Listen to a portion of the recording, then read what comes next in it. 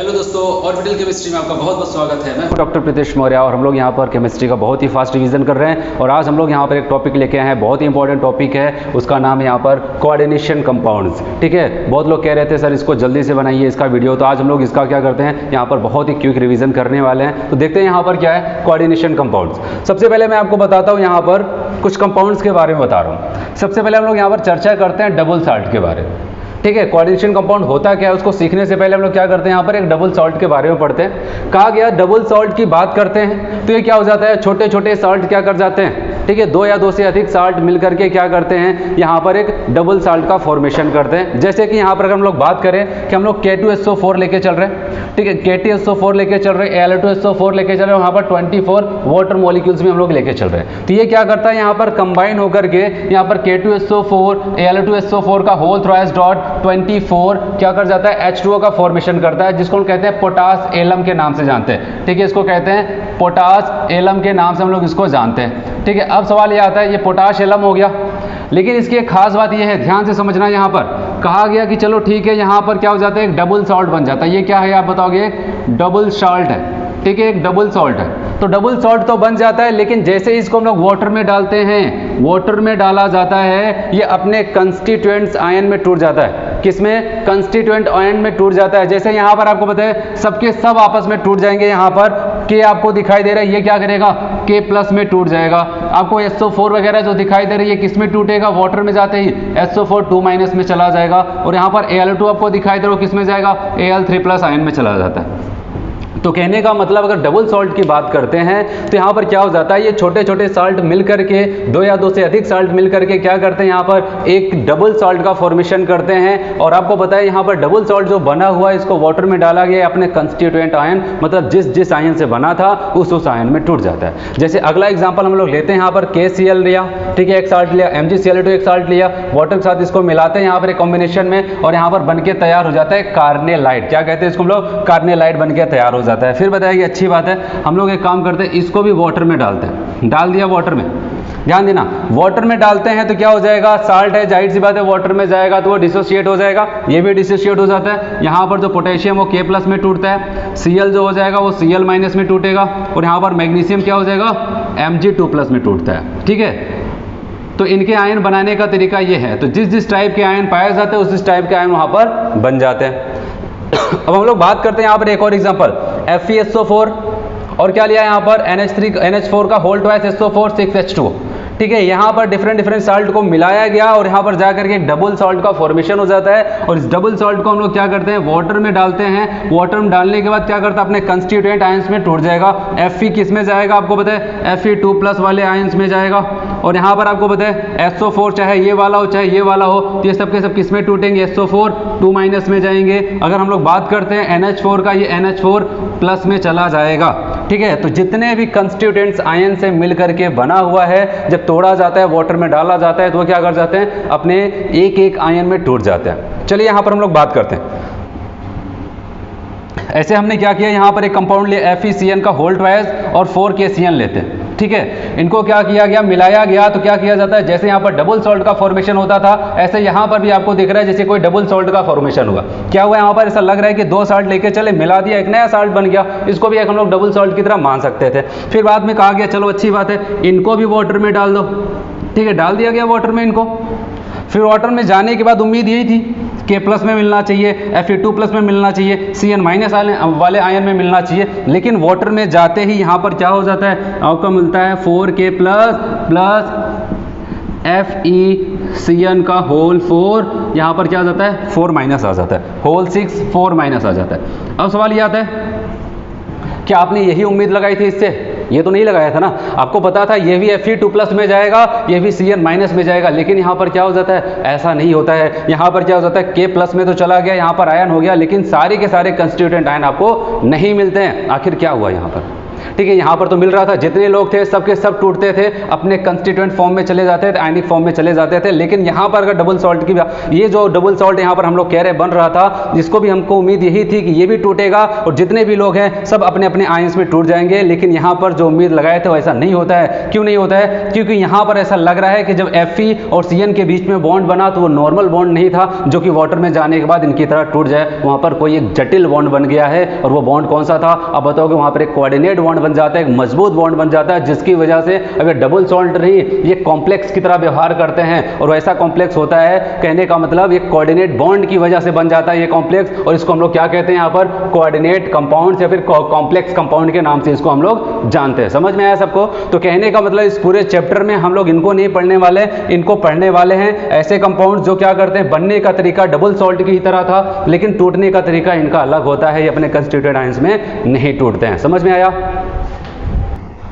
चलिए, यहाँ पर हम लोग बात करने वाले हैं, अगर कोऑर्डिनेशन कंपाउंड या फिर कॉम्प्लेक्स कंपाउंड को अगर हम लोग को सीखना है तो हमको क्या करना है, बहुत सारे टर्म्स यहाँ पर सीखने होंगे। ठीक है, एक एक करके सारे टर्म्स को हम लोग यहाँ पर सीखते हैं। सबसे पहले यहाँ पर जो टर्म चलता है कोऑर्डिनेशन एंटिटी, कहा गया कोऑर्डिनेशन कंपाउंड को जिस रूप से प्रदर्शित किया जाता है, ठीक है, उसी को हम लोग क्या कहते हैं यहाँ पर? कोऑर्डिनेशन एंटिटीज कहते हैं। जैसे आपको पता है यहाँ पर स्क्वायर ब्रैकेट के अंदर बहुत सारे लोगों को लिखा जाता है। स्क्वायर ब्रैकेट में जैसे इनको लिखा गया है, इसी को मिला करके हम लोग कहते हैं कि ये क्या है? Coordination entities. जैसे कि यहाँ पर तो एक COCl3NH3 का होल था, ये क्या है? Coordination entities. NiCO का होल फॉर क्या है? Coordination entities. Fe आप बताओगे PtCl2NH3 का होल है, सब कुछ जितना यहाँ पर मैंने लिखा, ये क्या है? एक रिप्रेजेंटेशन होता है किसी कोऑर्डिनेशन कंपाउंड्स का। ठीक है, इसको लोग क्या कहते हैं यहाँ पर? कोऑर्डिनेशन एंटिटीज के नाम से जानते हैं। फिर बात करते हैं यहाँ पर अगला जो यहाँ पर आपको टर्म याद करना है, सेंट्रल एटम या फिर आयन की बात करते हैं। सेंट्रल एटम या फिर आयन। बताया कि जो स्क्वायर ब्रैकेट आपको दिखाई दे रहा है, जैसे अभी मैंने आपको बताया K4FeCN का होल 6, ठीक है, ऐसा था, तो इसको हम लोग क्या कहते हैं? Square bracket. कहा गया स्क्वायर ब्रैकेट के अंदर, ठीक है, ये क्या है? Square bracket. स्क्वायर ब्रैकेट के अंदर कोई भी ऐसा एटम, कोई भी ऐसा आयन जो क्या कर जाता है, बहुत सारे क्या हो जाता है, ग्रुप से या फिर आयन से घिरा होता है, एक जियोमेट्रिकल, एक डिफिनिट ज्योमेट्री में जाकर के घिरा होता है, उसी को हम लोग क्या कहते हैं? सेंट्रल एटम या फिर आयन कहते हैं। एक बार फिर से सुनो, किसको सेंट्रल एटम या फिर आयन कहते हैं? बताया गया स्क्वायर ब्रैकेट के अंदर चले जाओ, चले गए आप अंदर, फिर बताया स्क्वायर ब्रैकेट के अंदर जाने के बाद आप देखो क्या कोई ऐसा मेटल है या फिर एटम है, आयन है, जो बहुत सारे लोगों से घिरा हुआ है और एक डिफिनिट ज्योमेट्रिकल अरेंजमेंट में घिरा हुआ है, उसी को हम लोग क्या कहते हैं यहाँ पर? सेंट्रल एटम या फिर आयन। जैसे इसका अगर हम लोग स्ट्रक्चर बनाते हैं, आपको पता है मैंने बताया ये 4K प्लस और क्या हो जाएगा, आप बताओगे FeCN का होल 6 4 माइनस, ऐसा होता है ना। हम लोग इसके अंदर चलते हैं, ठीक है, इसके अंदर चलते हैं, तो यहाँ पर आपको ऐसा कुछ मिलने वाला है, ऐसे स्क्वायर ब्रैकेट हो गया, इसके अंदर आपको मिलेगा यहाँ पर जो Cn आपको यहाँ पर 6 दिखाई दे रहे हैं, ठीक है, ऐसे 6 यहाँ पर जो Cn आपको दिखाई दे रहा है, ठीक है, वो क्या करते हैं यहाँ पर एक डेफिनिट अरेंजमेंट में, आप ऐसा कह सकते हैं यहाँ पर, ठीक है, ऐसे कुछ भी यहाँ पर क्या हो जाता है, वो ऐसे जुड़े होते हैं। आपको यहाँ पर दिखाई दे रहा है Cn क्या कर रहे हैं, किसको यहाँ पर किसको घेरे हुए हैं, यहाँ पर Fe को घेरे हुए हैं, तो इसका मतलब यहाँ पर Fe क्या है, आप बताओगे, इसी को हम लोग क्या कहते हैं? सेंट्रल एटम या फिर आयन कहेंगे। तो कहने का मतलब जब सेंट्रल एटम आयन की बात हो तो आपको स्क्वायर ब्रैकेट के अंदर जाना है, किसी ऐसे एटम या फिर आयन को पकड़ना है जो बहुत सारे एटम या फिर आयन ग्रुप से जुड़ा हुआ होता है और एक डेफिनिट अरेंजमेंट में जुड़ा होता है। ठीक है, अभी तो मैंने यहाँ पर ऐसा इसको बना दिया। चलिए यहाँ पर बात करते हैं हम लोग। अब अगला टर्म जो चलता है यहाँ पर लिगेंड्स चलता है। अब लिगेंड्स क्या होता है यहाँ पर हम उसको समझते हैं। लिगेंड्स का मतलब ये होता है, कहा गया अगर किसी स्क्वायर ब्रैकेट के अंदर चलते हैं, तो यहाँ पर चल रहे हैं, इसके अंदर चल रहे हैं। स्क्वायर ब्रैकेट के अंदर जो कोई भी सेंट्रल एटम को घेरे हुए होगा, ठीक है, सेंट्रल एटम को जितने भी लोग कवर किए होते हैं सब के सब क्या हो जाते हैं, आप बताओगे, उसी को कहा जाता है लिगेंड्स। या फिर एक सिंपल सा मतलब आप ऐसा कह सकते हो, स्क्वायर ब्रैकेट के अंदर सेंट्रल मेटल या फिर एटम के अलावा जो कुछ भी पाया जाता है इसके अंदर, ठीक है, वो सब के सब क्या कहलाते हैं? लिगेंड्स कहलाते हैं। तो लिगेंड्स का काम ही यही होता है, वो क्या करते हैं, जो यहाँ पर सेंट्रल एटम होगा, मेटल होगा, आयन होगा, उसको क्या करते हैं, एक डेफिनेट ज्योमेट्री में कवर करने का काम करते हैं। ठीक है, अब बात करते हैं लिगेंड्स कौन कौन से टाइप के हो सकते हैं। बताया गया लिगेंड्स आपका आयनिक फॉर्म में भी हो सकता है, ठीक है, वो सिंपल आयन भी हो सकते हैं, लिगेंड्स। हम लोग पूरा प्योरली एनसीईआरटी के हिसाब से चल रहे हैं, ठीक है, कोई भी बाहर का टॉपिक नहीं पढ़ने वाले। तो यहाँ पर बताइए कि अगर लिगेंड्स की बात करते हैं, ये प्योरली आयन भी हो सकते हैं, जैसे Cl- हुआ, Br- हुआ, I- हुआ, Cn- हुआ, ये सिंपल आयन भी हो सकते हैं। फिर बताइए कि ये कोई छोटे मोटे कंपाउंड्स भी हो सकते हैं, छोटे मोटे यहाँ पर स्मॉल मॉलिक्यूल्स भी हो सकते हैं, जैसे हम लोग बात करते हैं H2O हो गया, अमोनिया भी, ये भी क्या कर सकते हैं, किसी मेटल को, सेंट्रल एटम को कवर करने का काम कर सकते हैं, मतलब लिगेंड्स की तरह काम कर सकते हैं। फिर बताइए कि ये बहुत बड़े भी हो सकते हैं, ठीक है, जैसे यहाँ पर हमने इन लगाया है, ठीक है, इथाइलिन डाइअमीन जिसको हम लोग कहते हैं NH2CH2CH2NH2। इसके बाद यहाँ पर बताया गया, यहाँ पर N है, इसके बाद यहाँ पर CH2CH2NH2 का होल थ्राइस भी दिया गया। ये सब बड़े बड़े मॉलिक्यूल्स हैं। इसके अलावा बताया कि मैक्रो मॉलिक्यूल भी हो सकते हैं, जैसे कि यहाँ पर प्रोटीन्स वगैरह हो गए। तो कहने का मतलब यहाँ पर लोग 3 टर्म सीख चुके हैं। अभी हम लोग क्या करते हैं, लिगेंड्स को थोड़ा और अच्छे से पढ़ते हैं, ठीक है। चलिए हम लोग यहाँ पर बात करने वाले हैं टाइप ऑफ लिगेंड्स। मैंने आपको बताया सेंट्रल एटम को जो भी कवर करता है, जो भी चाहे आयन हो, ग्रुप हो, ठीक है, एक निश्चित ज्योमेट्री में क्या करता है, उसको कवर करने का काम करता है, उन सबको कहा जाता है लिगेंड्स, ठीक है। और लिगेंड्स के बारे में मैंने आपको बताया, वो आयन्स हो सकते हैं, बड़े मॉलिक्यूल्स हो सकते हैं, मैक्रो मॉलिक्यूल्स हो सकते हैं, ठीक है, वो कोई सिंपल मॉलिक्यूल्स हो सकते थे। अब इसके टाइप्स की बात करते हैं, कितने टाइप्स के हो सकते हैं। तो यहाँ पर बताइएगा टाइप को हम लोग डिफाइन करने वाले हैं कि उसके पास कितने कोऑर्डिनेटिंग सेंटर है, या फिर कह सकते हैं सेंट्रल एटम को कवर करने वाले कितने एटम हैं। कोई भी ग्रुप है जो सेंट्रल एटम को कवर करने जा रहा है, ठीक है, सेंट्रल एटम को क्या करने जा रहा है, कवर करने जा रहा है। अब सवाल ये आता है उस ग्रुप के पास कितने ऐसे एटम हैं जो सेंट्रल एटम से जुड़ने वाले हैं, ठीक है। उस बेसिस पे यहाँ पर क्या किया गया, इसको डिफरेंट टाइप में बांटा गया। समझ में आया? आपको क्या करना है, सेंट्रल एटम से जो भी लिगेंड जुड़ा है वो कितने एटम से जुड़ा हुआ है, एक एटम से जुड़ा है या फिर 2 एटम से जुड़ा हुआ है, कोई भी ग्रुप तो एक ही होगा, ठीक है, वो एक एटम के द्वारा जुड़ा है उस लिगेंड से, उस सेंट्रल एटम से, या फिर 2 एटम से जुड़ा है, 3 एटम से, 4 एटम से, कितने एटम के द्वारा जुड़ा हुआ है, उस बेसिस पे हम लोग इसको डिफरेंट टाइप में बांट देते हैं। और इसका नाम चलता है यहाँ पर डेंटेड, कहा गया यहाँ पर मोनोडेंटेड, ठीक है। यहाँ पर कई टाइप्स है, पहला टाइप है मोनोडेंटेड लिगेंड्स। इसका मतलब ये हो जाता है कि अगर कोई भी ऐसा लिगेंड जो केवल, जिसका क्या हो जाता है, केवल एक पर्टिकुलर एटम जा करके क्या करता है, उस सेंट्रल एटम से जुड़ता है, उसको हम क्या कहते हैं, मोनोडेंटेड एटम। जैसे यहाँ पर एग्जांपल में बताया गया H2O, यहाँ पर कौन जाके जुड़ेगा, केवल ऑक्सीजन का एटम सेंट्रल एटम को कवर करने का काम करता है, जुड़ने का काम करता है। जैसे अमोनिया हो गया, कौन जाएगा, आप बताओगे, नाइट्रोजन जाएगा। यहाँ पर CN हो गया, NC हो गया, CNS हो गया, CNO हो गया, ये सब क्या करते हैं, केवल एक समय में केवल एक ही जा करके बॉन्ड बनाएगा उसके साथ। उसके अलावा यहाँ पर PH3 हो गया, C6H5 का होल थ्राइस P हुआ, PY हुआ, ठीक है, OH वाले हो सकते हैं, हेलोजन हो सकता है, CO हो सकता है, CH3CO-, ये सब के सब क्या होते हैं, मोनोडेंटेड होते हैं। याद रखना ये सब के सब मोनोडेंटेड हैं, केवल एक ही एटम जा करके सेंट्रल एटम से जुड़ता है। फिर बात करते हैं बाइडेंटेड लिगेंड्स की। यहाँ पर OX2-, जिसको कहते हैं ऑक्सलेट, ठीक है, C2O4-, मतलब कि हैं तो एक ही कंपाउंड ना, हैं तो एक ही मॉलिक्यूल्स हैं, लेकिन इनके पास 2 ऐसे सेंटर होते हैं जो जा करके क्या करते हैं, सेंट्रल एटम से जुड़ते हैं, ठीक है। यहाँ पर 2 ऐसे एटम होते हैं, एक बार में 2 एटम, ऐसा नहीं एक ही एटम जाकर के ऐसे जुड़ा है, वहां पर एक एटम ये, एक एटम ये, दोनों जाकर के सेंट्रल एटम से जुड़ने का काम करते हैं, तो ये बाइडेंटेड्स कहलाते हैं। जैसे यहाँ पर ऑक्सलेट हुआ, SO4-2- हुआ, इन ये काफी ज्यादा इंपॉर्टेंट है, ठीक है, इसका तो आपको बहुत बार मिलने वाला है।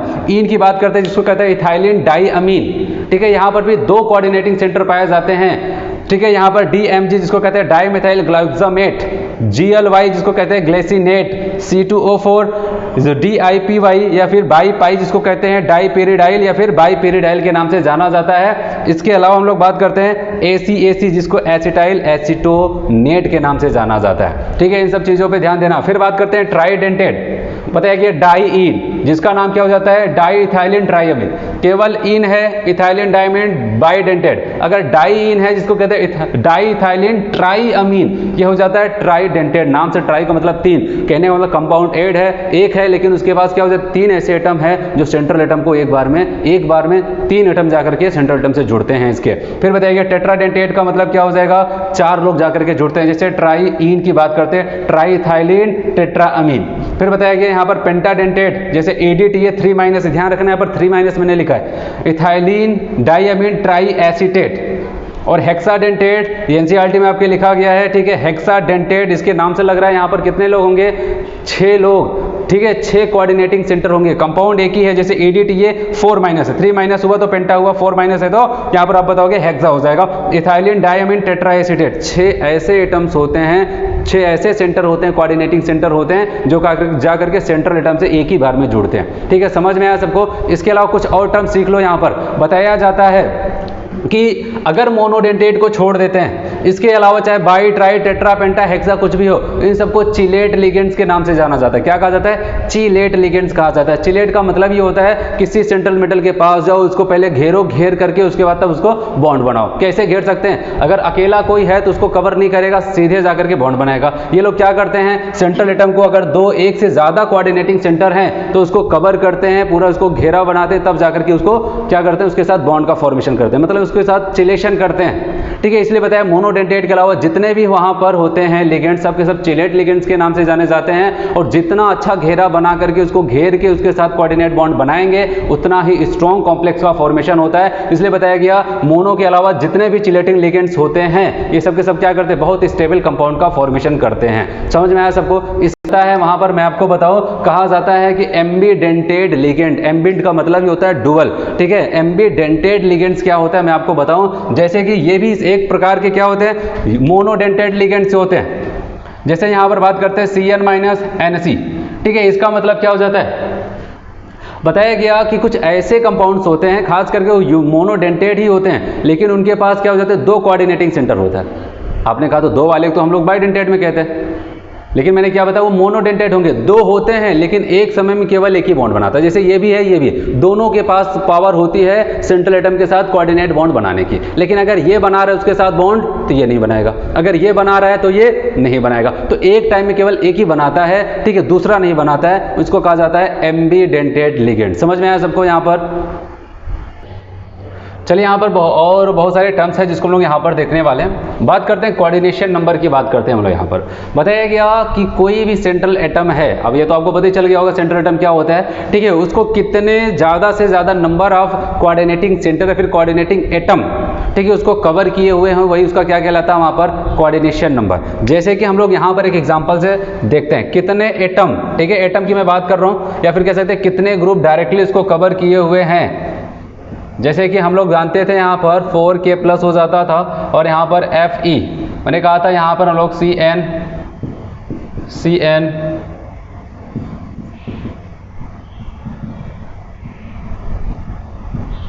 ठीक, ऐसे मान लिया यहाँ पर क्या, कितने CN इसको कवर किए हुए हैं, कितने एटम्स, यहाँ पर कह सकते हैं कितने कोऑर्डिनेटिंग एटम है, एक ये हुआ, 2 3 4 5 6। ठीक है, तो इसका कोऑर्डिनेशन नंबर कितना हो जाएगा, आप बताओगे, यहाँ पर इसका कोऑर्डिनेशन नंबर 6 हो जाएगा। तो यहाँ पर ये कौन सा बॉन्ड बनाते हैं आपको पता है, ये कोऑर्डिनेटिंग बॉन्ड बनाते हैं। और आपको पता है कोऑर्डिनेटिंग बॉन्ड की अगर हम लोग बात करते हैं, ये कैसे बनता है, कोई एक क्या करता है, अपने 2 इलेक्ट्रॉन को डोनेट करता है, कोई क्या करता है अपने, ठीक है, कोई भी इलेक्ट्रॉन यहाँ पर क्या करते हैं, Fe कोई भी इलेक्ट्रॉन का इन्वॉल्वमेंट नहीं करता है इनसे बॉन्ड बनाने में। ये लोग खुद आते हैं और आने के बाद क्या करते हैं, अपने इलेक्ट्रॉन्स को इसको देते हैं, कहते हैं कि मैं इलेक्ट्रॉन लेके आ रहा हूँ, बस आप व्यवस्था करो उसको रखने के लिए। ठीक है, तो सेंट्रल एटम क्या करता है, इलेक्ट्रॉन को एक्सेप्ट करता है। और आपको पता है जो इलेक्ट्रॉन पेयर को एक्सेप्ट करता है उसको लोग क्या कहते हैं, लेविस एसिड के नाम से जानते हैं। और जो इलेक्ट्रॉन पेयर को डोनेट करता है उसको लोग क्या कहते हैं, वहां पर आपको पता है लेविस बेस के नाम से जाना जाता है। तो कहने का मतलब कोई भी सेंट्रल एटम मैक्सिमम कितने कोऑर्डिनेटिंग एटम से घिरा हुआ है, 1 2 3 4 5 6 कोऑर्डिनेटिंग एटम से घिरा हुआ, तो इसका कोऑर्डिनेशन नंबर कितना हो जाएगा, 6। या फिर हम लोग यहाँ पर फॉर्मूला यूज करते हैं, ध्यान देना, कोऑर्डिनेशन नंबर बराबर आप कह सकते हैं यहाँ पर कह सकते हैं नंबर ऑफ लिगेंड्स इनटू क्या हो जाएगा यहाँ पर, डेंटिसिटी। ठीक है, डेंटिसिटी का मतलब क्या हो जाता था, जैसे मैंने आपको बताया मोनोडेंटेड है तो उसकी डेंटिसिटी कितनी है, 1, बाइडेंटेड है तो 2, अगर हेक्साडेंटेड है तो यहाँ पर 6 हो जाता था। ठीक है, तो यहाँ पर ये हो जाता है। जैसे कि एक एग्जांपल से अगर हम लोग देखें, यहाँ पर ध्यान से समझना, जैसे कि मैंने यहाँ पर ले लिया PtCl2, या फिर लोग यहाँ पर NH3 को पहले लिख लेते हैं, NH3Cl2। ठीक है, ऐसा अगर कोई ले लेते हैं, यहाँ पर आप खुद समझो क्या होने वाला है। ठीक है, यहाँ पर 2Cl- ऐसे लिख दिया ऊपर। ठीक है, ऐसा कर लेते हैं। अब अगर आपसे पूछा जाए कि इसका कोऑर्डिनेशन नंबर क्या होगा, कोऑर्डिनेशन नंबर किसका देखा जाता है, हमेशा सेंट्रल एटम का देखा जाता है। ठीक है, तो आप बताओगे इसके सेंट्रल एटम में कितने लोग जुड़े हुए हैं, कोऑर्डिनेशन नंबर देखना, तो आप बताओगे यहाँ पर क्या है, आप बताओगे 2 अमोनिया है, कितने लिगेंड्स हैं अमोनिया के, 2, डेंसिटी कितनी होती है, 1, प्लस यहाँ पर क्लोरीन कितना है, आप बताओगे 2, डेंसिटी कितनी है, 1। तो यहाँ पर क्या हो जाएगा 2 × 1 2 और 2 × 1 2 2 2 कितना हो जाएगा 4, तो इसका कोऑर्डिनेशन नंबर कितना हो जाएगा 4। तो कहने का मतलब जितने भी टाइप के लिगेंड्स वहाँ पर हैं उनके नंबर कितने हैं और उनकी डेंसिटी कितनी है। ठीक है, क्या करना है, सबको आपस में वहाँ पर जोड़ते चले जाएंगे तो वहाँ पर आपका वहाँ पर कोऑर्डिनेशन नंबर निकल के चला आ जाता है। ठीक है, सिंपल सा यहाँ पर हुआ। फिर हम लोग बात करते हैं यहाँ पर कोऑर्डिनेशन स्फीयर। तो एक सिंपल सा यही होता है जिसको हम लोग स्क्वायर ब्रैकेट कहते हैं, इसी को हम लोग क्या कहते हैं, कोऑर्डिनेशन स्फीयर के नाम से जानते हैं। फिर से मैं वही एग्जांपल ले रहा हूँ, K4FECN का होल 6। यहाँ पर ये कौन है, ये आपको जो स्क्वायर ब्रैकेट दिखाई दे रहा है इसको कहा जाता है कोऑर्डिनेशन स्फीयर के नाम से जाना जाता है। फिर अगला टर्म यहाँ पर देखते हैं कोऑर्डिनेशन पॉलीहेड्रॉन। तो यहाँ पर बताया गया कि किसी भी सेंट्रल एटम के चारों तरफ लिगेंड्स जिस ज्योमेट्री में अरेंज होते हैं उसी को कहा जाता है यहाँ पर कोऑर्डिनेशन पॉलीहेड्रॉन। यहाँ पर हम लोग एक अलग केमिस्ट्री पढ़ रहे हैं जिसको हम लोग कहते हैं यहाँ पर कहते हैं कोऑर्डिनेशन केमिस्ट्री भी कहते हैं। ठीक है, कोऑर्डिनेशन कंपाउंड्स। तो कहने का मतलब इसकी एक अलग दुनिया है। ठीक है, इसके कुछ अलग टर्म्स चलते हैं वो आपको यहाँ पर सीखना है। तो यहाँ पर बताइए कोऑर्डिनेशन पॉलीहेड्रॉन ये क्या करता है, बताइए सेंट्रल एटम के चारों तरफ जो भी वहाँ पर पाए जा रहे हैं लिगेंड्स किस ऑर्डर में किस ज्योमेट्री में अरेंज होते हैं उसी को कहा जाता है कोऑर्डिनेशन पॉलीहेड्रॉन। जैसे अगर इस टाइप की कोई ज्योमेट्री अरेंजमेंट है जिसको लोग ऑक्टाहेड्रल कहते हैं, तो कैसा पॉलीहेड्रॉन है आप बताओ, ऑक्टाहेड्रल पॉलीहेड्रॉन है। ठीक है, ऐसा कुछ अरेंजमेंट है, यहाँ पर इसको टेट्राहेड्रल कहते हैं। यहाँ पर आपको दिख रहा है LLL, यहाँ पर स्क्वायर प्लेनर कहा जाता है, इसको ट्राइगोनल बाइपिरामिडल कहा जाता है, और यहाँ पर जो दिखाया गया है इसको स्क्वायर पिरामिडल के नाम से जाना जाता है। समझ में आया सबको यहाँ पर ये सारे टर्म्स। चलिए यहाँ पर हम लोग देखने वाले हैं और कुछ टर्म्स यहाँ पर बचे हुए हैं। Oxidation number of the central atom. ठीक है, सेंट्रल एटम का ऑक्सीडेशन नंबर लोग कैसे निकालते हैं, एक सिंपल सा यहाँ पर आपको बताया गया कॉन्सेप्ट कि सेंट्रल एटम को पकड़ लो, इसके अलावा जितने भी लोग हैं सबको एक एक करके हटाते चले जाओ। हटाने के बाद देखो सेंट्रल एटम के पास कितना चार्ज बचा रह जाता है, वही उसका क्या हो जाएगा वहाँ पर, अब बताओ ऑक्सीडेशन नंबर। समझ में आया। यहाँ पर जो आपके एनसीईआरटी में लिखा गया ये बताया गया सेंट्रल एटम को पकड़ लो, इसके अलावा जितने भी वहाँ पर ग्रुप्स लगे हुए हैं सबको एक एक करके हटाते चले जाओ, हटाते चले जाओ, पूरे ग्रुप को हटा दो, और जब अकेला वहाँ पर सेंट्रल एटम बच जाए और आप देखो उसके पास टोटल कितने आयंस हैं, वही उसका कोऑर्डिनेशन नंबर कहलाएगा। जैसे हम लोग यहाँ पर ऑक्सीडेशन नंबर कहलाएगा। जैसे कि हम लोग यहाँ पर बात करते हैं, ध्यान से समझो यहाँ पर। ठीक है, जैसे प्लेटिनम आपका क्या है, यहाँ पर सेंट्रल एटम है। ठीक है, सेंट्रल एटम का ऑक्सीडेशन नंबर हम लोग देखने वाले हैं। तो हमने क्या किया यहाँ पर, आप बताओ 2 Cl को हटाया तो कितना माइनस चार्ज आया। आपको बताइए यहाँ पर कोई चार्ज लिखा है, कोई भी चार्ज नहीं लिखा है। देखो वैसे तो आप वहाँ पर x बराबर ये सारा फॉर्मूला आप यूज कर सकते हो जैसे निकाला जाता है, लेकिन आप ऐसे देख करके तुरंत वहाँ पर कैसे बता सकते हैं। पहले बताओ कोई यहाँ पर चार्ज है, आप बताओगे नहीं चार्ज है। अगर कोई भी चार्ज नहीं है प्लस माइनस, इसका मतलब क्या है, वो न्यूट्रल है। न्यूट्रल का मतलब क्या हो जाता है, जितने प्लस हैं उतने माइनस है, जितने प्लस उतने माइनस है। समझ में आया। अब चलिए यहाँ पर देखते हैं कितने माइनस है। देखो सबसे पहले यहाँ पर याद रखना, अगर NH3 की बात करते हैं, ये बहुत साधु संत टाइप का इंसान है। ठीक है, इसके पास ना तो प्लस वाला होता है ना माइनस वाला, ये क्या होता है, न्यूट्रल होता है। ठीक है, ये न्यूट्रल, इसकी वजह से कुछ नहीं जनरेट होने वाला है। वाटर हो गया, अमोनिया हो गया, ये सब क्या होते हैं, न्यूट्रल होते हैं, ये कोई चार्ज जनरेट नहीं करते हैं। चलिए इनको छोड़ दिए, इनकी वजह से कुछ नहीं होने वाला है। लेकिन आपको दिख रहा है इसके अलावा क्या है, ये Cl क्या करते हैं, -1 चार्ज रखते हैं। 2 Cl क्या करेगा, 2 माइनस, 2 और Cl है, कितना करेगा, 4 माइनस करेगा। तो कहने का मतलब यहाँ पर माइनस वाले चार्ज कितने हो सकते हैं अगर यहाँ पर जनरेट किया जाए, अब बताओगे 4 हो सकते हैं, क्योंकि यहाँ पर कितने Cl हैं, 4 Cl हैं, 2 2 4 Cl है। अच्छा बताओ, इसका मतलब इसके ऊपर क्या हो जाएगा, जितने माइनस होंगे उतने प्लस, टोटल माइनस कितने होंगे यहाँ पर 4, तो प्लस कितना होगा, आप बताओगे 4। तो यहाँ पर प्लेटिनम का कितना कोऑर्डिनेशन नंबर आ गया, ऑक्सीडेशन नंबर आ गया 4। चलिए यहाँ पर बात करते हैं कोबाल्ट को पकड़ते हैं, इसकी वजह से कुछ होने वाला है नहीं। बताओ यहाँ पर क्या होना चाहिए, आप बताओगे टोटल माइनस चार्ज कितने हैं, 1 माइनस, 2 माइनस, 3 माइनस। 2 माइनस ये दे रहा है, 2 लोगों की वजह से 1 ये देगा, 2 1 3, टोटल माइनस चार्ज कितने आए, 3, तो प्लस चार्ज कितना होगा, ये प्लस रख लेगा, काम खत्म। चलिए यहाँ पर बात करते हैं प्लेटिनम को पकड़ते हैं एक बार फिर से, और बताइए कि यहाँ पर अमोनिया कुछ देगा, कुछ नहीं देने वाला है। तो आप बताओगे क्लोरीन क्या करेगा, 4 क्लोरीन मिलकर के 4 माइनस चार्ज जनरेट करेंगे, तो जाहिर सी बात है इनको न्यूट्रल होना है, तो इनको कितना चार्ज जनरेट करना पड़ेगा, प्लस चार्ज, काम खत्म। ठीक है, तो ऐसे यहाँ पर ऑक्सीडेशन नंबर को निकाला जाता है। चलिए यहाँ पर बात करते हैं अगला जो आखिरी टर्म्स है, यहाँ पर पूरा एनसीईआरटी के हिसाब से हम लोग यहाँ पर चल रहे हैं। पता है कि होमोलिप्टिक एंड हेटेरोलिप्टिक कॉम्प्लेक्सेस की बात करते हैं, और यहाँ पर बताया कि होमोलिप्टिक का मतलब आपको पता है सेम होता है, हेटेरो का मतलब होता है डिफरेंट होता है। एक सिंपल सा टाइप है, अगर वहाँ पर पाए जाने किसी भी कोऑर्डिनेशन एंटिटीज के अंदर आप जाते हैं और आप देखते हैं केवल एक टाइप का वहाँ पर आपको मिलता है क्या, लिगेंड्स, केवल एक टाइप का, तो इसको हम लोग क्या कहते हैं, होमोलिप्टिक कॉम्प्लेक्स के नाम से जानते हैं। अगर बात करते हैं वहाँ पर डिफरेंट डिफरेंट टाइप के पाए जा रहे हैं तो उसको क्या कहा जाता है, हेट्रोलिप्टिक कॉम्प्लेक्स के नाम से जाना जाता है। ठीक है, समझ में आ रहे कि नहीं आ रहे। यहाँ पर केवल अमोनिया है, एज अ लिगेंड की तरह काम कर रहा है। यहाँ पर अमोनिया के साथ क्लोरीन भी है, मतलब डिफरेंट टाइप के हो गए, इसको हेट्रो, इसको होमो कहा जाता है। ठीक है, ये सारे टर्म्स हो गए यहाँ पर कंप्लीट। अब इसको हम लोग आगे सीखते हैं।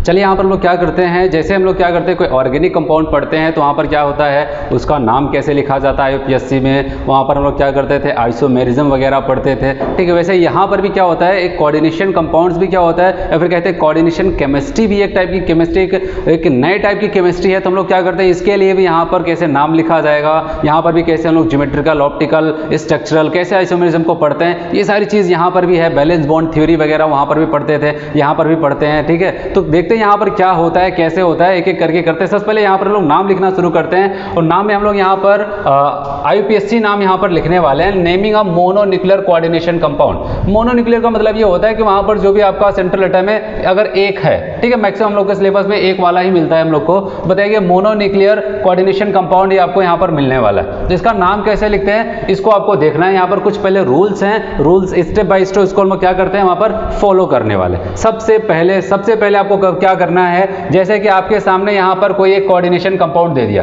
गया कि नहीं दिया गया, आपने कहा यहाँ पर एक कोऑर्डिनेशन कंपाउंड से। अब देखो रूल्स को सीखना है आपको स्टेप बाय स्टेप, बहुत सिंपल सा हो जाएगा यहाँ पर नाम लिखना। बस आपको समझना चाहिए क्या करना है। सबसे पहले आपने देखा कोई कोऑर्डिनेशन कंपाउंड, इसमें से पहचानो इसमें से पॉजिटिव वाला पार्ट कौन है और नेगेटिव वाला पार्ट कौन है। आपको पता है कैसे पॉजिटिव नेगेटिव को देखेंगे, जब इसको हम लोग आयोनिक फॉर्म में लेके जाएंगे, आपको पता है ये क्या हो जाएगा कि ये प्लस में टूटता है और FeCN का होल 6 माइनस में जाता है, होगा कि नहीं होगा। आप बताओगे ये पॉजिटिव वाला पार्ट हुआ और ये नेगेटिव वाला पार्ट हुआ। अब रूल नंबर 1, सबसे पहले किसको लिखा जाता है, याद रखना पॉजिटिव वाले को पहले लिखा जाता है, पॉजिटिव वाले को पहले लिखा जाता है। तो अब बताओगे यहाँ पर आपका ये कौन सा पार्ट है, ये पॉजिटिव है, तो इसको पहले लिखा जाएगा। आप बताओगे इसको पहले लिखते हैं, ठीक है, और नेगेटिव वाले को हमेशा क्या करते हैं, बाद में लिखते हैं। सबसे पहले पहला रूल ये कहता है कि आप पहचान लो उसमें से पॉजिटिव वाला पार्ट कौन है, आप पहचान लो उसमें से नेगेटिव वाला पार्ट कौन है। ठीक है, जो पॉजिटिव वाला होगा उसको पहले लिखे जाएगा, जो नेगेटिव होता है उसको बाद में लिखते हैं। जैसे यहाँ पर बात करते हैं, एक अगला एग्जाम्पल भी यहाँ पर आपको समझाने के लिए लिया गया। या FeH2 का होल 6 Cl3 था, आप जब इसको यहाँ पर तोड़ते हैं तो ये क्या हो जाता है, यहाँ पर आपको दिख रहा है इसके ऊपर प्लस चार्ज आ रहा है, मतलब ये पॉजिटिव वाला पार्ट हुआ, और इसके ऊपर माइनस चार्ज आ रहा है, मतलब ये नेगेटिव वाला पार्ट हुआ कि नहीं हुआ। अब बताओ अगर इसमें नाम लिखना है पहले किसको लिखा जाएगा, स्क्वायर ब्रैकेट वाले को कि बाहर वाले को। इसमें पहले क्या था, पॉजिटिव आ रहा था, बाहर वाले के ऊपर पॉजिटिव चार्ज आ रहा था, तो बाहर वाले को पहले लिखा गया, स्क्वायर ब्रैकेट वाले को बाद में लिखा गया क्योंकि उसके ऊपर नेगेटिव था। लेकिन दूसरे वाले एग्जाम्पल में आप देख रहे हैं कि यहाँ पर स्क्वायर ब्रैकेट के ऊपर पॉजिटिव चार्ज है और बाहर वाले के ऊपर नेगेटिव चार्ज है। तो आप बताओगे पहले किसको लिखा जाएगा, आप बताओगे पहले इनको लिखा जाएगा, ठीक है, और बाद में इनको लिखा जाएगा। समझ में आ रहा है कि नहीं आ रहा है। तो कभी भी है नाम लिखने का तरीका पहले किसको लिखा जाता है ये आपको समझ में आना चाहिए, तो इससे क्लियर हो जाता है किसको पहले लिखा गया। अब बात करते हैं, चलो ठीक है, किसको लिखना है पहले किसके बाद में ये समझ में आया। अब बात करते हैं, यार एक चीज़ याद रखना, स्क्वायर ब्रैकेट के बाहर जो कुछ भी पाया जाता है, ठीक है, जो भी बाहर पाया जाता है उस आयन्स को हम लोग काउंटर आयन कहते हैं। क्या कहते हैं, काउंटर आयन के नाम से जानते हैं। और एक चीज़ याद रखना, इसका जो कन्वर्जन चलता है यहाँ पर, अगर स्क्वायर ब्रैकेट के पहले किसी को लिखा गया, ध्यान से समझना, अगर स्क्वायर ब्रैकेट के पहले लिखा गया है तो पॉजिटिव आयन में टूटने वाला ही कंपाउंड होगा, ठीक है। ये आपको यहाँ पर एक ट्रिक भी याद रखना है, अगर स्क्वायर ब्रैकेट के पहले, जैसे कि यहाँ पर क्या था, ये वाला जो कंपाउंड लिखा गया तो स्क्वायर ब्रैकेट के पहले लिखा गया था, और ये हमेशा जब भी टूटेगा तो प्लस इसके ऊपर आएगा, ठीक है। और यहाँ पर आपको क्या दिख रहा है, ये स्क्वायर ब्रैकेट के बाद में किसको लिखा जाता है, जो माइनस वाले आयन होते हैं, माइनस वाले जो काउंटर आयन होते हैं उनको बाद में लिखा जाता है। तो वही चीज़ यहाँ पर पहले लिखा गया। और एक चीज़ याद रहे, यहाँ पर जो काउंटर आयन होता है, काउंटर आयन किसको कहते हैं, जो स्क्वायर ब्रैकेट के बाहर पाया जाता है उसको क्या कहते हैं, काउंटर आयन। और काउंटर आयन के लिए हमेशा कॉमन नेम यूज किया जाता है।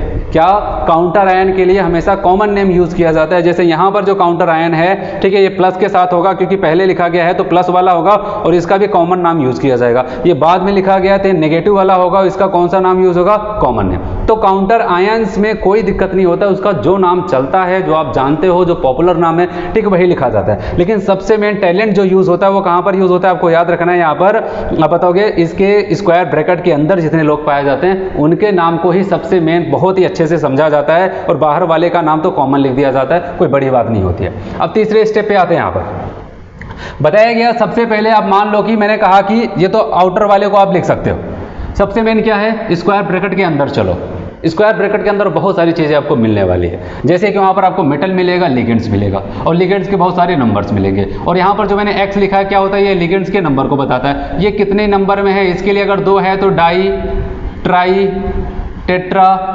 पेंटा, ठीक है। ऐसे ध्यान रखना, ऐसे टर्म यूज होंगे किसको बताने के लिए, लिगेंड्स के नंबर को बताने के लिए डाई, टाई, टेट्रा जैसे टर्म्स यूज होंगे। चलिए अच्छी बात है। अब सवाल ये आता है, इसके अंदर तो 2 लोग हैं, स्क्वायर ब्रैकेट के अंदर 2 लोग हैं, मेटल भी है और लिगेंड्स है। किसको पहले लिखा जाता है, आप बताओगे किसको पहले लिखा जाता है। पहले इसको लिखते हैं, किसको, L फॉर लिगेंड्स है, लिगेंड्स को पहले लिखा जाएगा। और कैसे लिखा जाएगा आप बताओगे, अल्फाबेटिकल ऑर्डर में। ध्यान से समझना इसको, अगर लिगेंड्स एक से ज़्यादा टाइप के हैं तो आपको अल्फाबेटिकल ऑर्डर में उसको लिखना है। अल्फाबेटिकली वो कैसे शुरू होते हैं, जो अल्फाबेटिकली पहले आएगा उसको पहले लिखा जाएगा, जो बाद में आएगा उसको बाद में लिखा जाएगा, ठीक है। जब सारे लिगेंड्स को आपने क्या किया, लिख दिया, तो उसके बाद अब किसका नंबर आएगा यहाँ पर, मेटल का।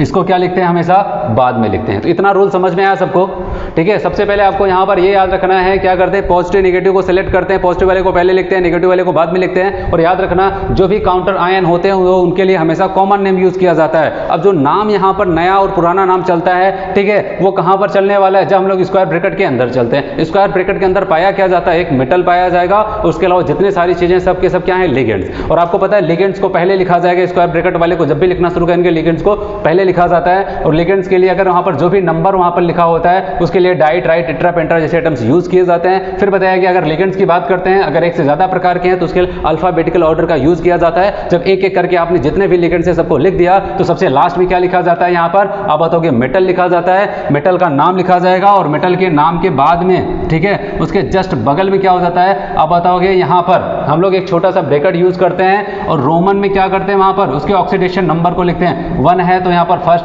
अगर 2 है तो 2 लिख देंगे। जो भी ऑक्सीडेशन नंबर होगा उसको इसमें लिखा जाएगा, ऑक्सीडेशन नंबर, ठीक है। किस में लिखा जाएगा, रोमन में लिखा जाता है। जैसे मेटल का नाम लिखा, जस्ट उसी के बाद हम लोग क्या करते हैं, एक पेरियंथ यूज करते हैं। पेरियंथ का मतलब क्या हो जाता है, एक छोटा सा ब्रैकेट यूज करते हैं और उसके अंदर क्या लिखते हैं, रोमन अंकों में क्या लिखते हैं, उस मेटल के ऑक्सीडेशन नंबर को लिखते हैं। अब सवाल ये आता है, मेटल का कौन सा नाम यूज होगा, लिगेंड्स का कौन सा नाम यूज होगा। मेटल का कौन सा नाम यूज होने वाला है यहाँ पर, ठीक है। लिगेंड्स का कौन सा नाम यूज होगा उसको हम लोग यहाँ पर देखते हैं, उसके बाद एग्जांपल्स इसको क्लियर करेंगे। चलिए यहाँ पर हम लोग बात करने वाले हैं कि naming of the mononuclear coordination compound की हम लोग बात कर रहे थे। तो सबसे पहले क्या था, मैंने आपको बताया पॉजिटिव वाले को पहले, नेगेटिव वाले को बाद में। फिर बताया था वहाँ पर मैंने कि अगर स्क्वायर ब्रैकेट के अंदर चलते हैं तो पहले लिगेंड्स को लिखा जाता था अल्फाबेटिकली, ठीक है। उसके बाद मैंने आपको ये बताया था कि मेटल की बात करते हैं और मेटल का कौन सा नाम यूज होगा, इसके लिए यहाँ पर हम लोग देखते हैं। ध्यान से समझना, मेटल की बात करते हैं, यहाँ पर ऐसा बहुत सारे कोई भी मेटल्स हो सकते हैं। खास करके आपको वो कौन से मेटल्स मिलने वाले, मेनली आप बताओगे डी ब्लॉक के एलिमेंट्स के मेटल आपको ज्यादा मिलेंगे वहां पर। फिर बताया गया ऐसा भी हो सकता है स्क्वायर ब्रैकेट के ऊपर पॉजिटिव चार्ज है, ठीक है। जब हम लोग नाम लिखना शुरू कर रहे हैं वहां पर उसके ऊपर पॉजिटिव चार्ज भी आ सकता है और इस स्क्वायर ब्रैकेट के ऊपर नेगेटिव चार्ज भी हो सकता है। तो ये सबसे ज्यादा मायने रखता है। अगर स्क्वायर ब्रैकेट के ऊपर पॉजिटिव चार्ज है, ध्यान से समझना, अगर हम लोग मेटल का नाम लिखने वाले हैं वहां पर और स्क्वायर ब्रैकेट के ऊपर पॉजिटिव चार्ज है, तो सबसे मेन यहाँ पर याद रखना, अगर पॉजिटिव चार्ज तो पुराना नाम या फिर पहले वाला नाम। पॉजिटिव चार्ज है तो पहले वाला नाम यूज करेंगे, पॉजिटिव चार्ज है तो पहले वाला नाम यूज करेंगे और नेगेटिव चार्ज है तो नया वाला नाम यूज करते हैं। तो नेगेटिव हुआ तो नया वाला नाम, पॉजिटिव है तो पुराना वाला नाम। कैसे, यहाँ पर देखते हैं। अच्छा बताओ Fe को हम लोग क्या कहते हैं, पहले से भी क्या कहते चले यार, आयरन ही तो कहते हैं। इसका पुराना नाम क्या है, पहले वाला नाम क्या है, आयरन। CO का कोबाल्ट, Na का nickel, copper, silver, zinc, palladium, platinum, palladium, यही तो होता है। इसका क्या हो जाता है, पुराना वाला नाम तो ये पहले वाला नाम। पॉजिटिव चार्ज है तो पहले वाला नाम जो आप जानते हो, ठीक है, वही यूज किया जाता है। लेकिन अगर हो सकता है स्क्वायर ब्रैकेट के ऊपर माइनस चार्ज है और मेटल का नाम लिखने का नंबर आ गया, तो हम लोग क्या करते हैं, यहाँ पर नया वाला नाम लिखते हैं। जैसे यहाँ पर आयरन नहीं, क्या लिखते हैं उसकी जहाँ पर आयरन की जहाँ पर अगर Fe है और माइनस के साथ इसको कहेंगे फेरेट, क्या कहते हैं यहाँ पर, फेरेट टर्म यूज किया जाएगा। और कोबाल्ट की जहाँ पर क्या लगाएंगे, यहाँ पर कोबाल्टेट, कोबाल्ट नहीं यूज़ करते हैं। अगर माइनस चार्ज है तो अब नया नाम यूज़ करेंगे, नेगेटिव है तो नया नाम वो क्या हो जाएगा, कोबाल्टेट हो जाएगा। निकिल है निकिलेट आ जाएगा, ठीक है। कॉपर था तो इसको कहते हैं क्यूपरेट, कॉपर की यहाँ पर क्यूपरेट टर्म यूज़ किया जाता है। सिल्वर की जहाँ पर अर्जेंटेट टर्म यूज़ किया जाएगा। जिंक की जहाँ पर जिंकेट होगा, प्लेटिनम प्लेटिनेट होगा, प्लेडियम की जहाँ पहले डेट होगा, पहले डेट हो जाता है। तो कहने का मतलब अगर नेगेटिव है तो नया वाला नाम यूज़ किया जाता है, ठीक है। अगर पॉजिटिव है तो वहाँ पर क्या हो जाता है, पुराना वाला नाम हम लोग यहाँ पर मेटल के लिए यूज़ करते हैं।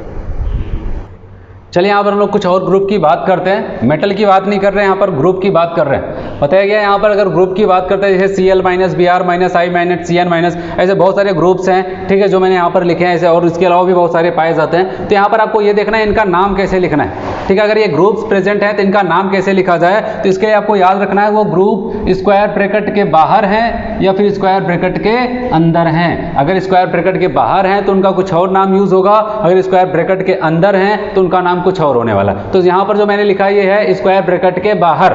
जैसे कि अगर Cl माइनस स्क्वायर ब्रैकेट के बाहर है, इसका कॉमन नेम यूज किया गया क्लोराइड, ठीक है। ब्रोमीन है Br माइनस, इसको ब्रोमाइड। आयोडीन है तो आयोडाइड, Cn है तो साइनाइड, CO3 2 माइनस है कार्बोनेट, ठीक है। SO4 2 माइनस बाहर दिख रहा है आपको सल्फेट, C2O4 2 माइनस है ऑक्सलेट, ठीक है। अमोनिया आपको हमेशा अंदर ही मिलने वाला है, इसलिए इसका नाम यहाँ पर नहीं लिखा गया। वाटर आपको बाहर मिलता है तो उसको कहते हैं हाइड्रेट, ठीक है।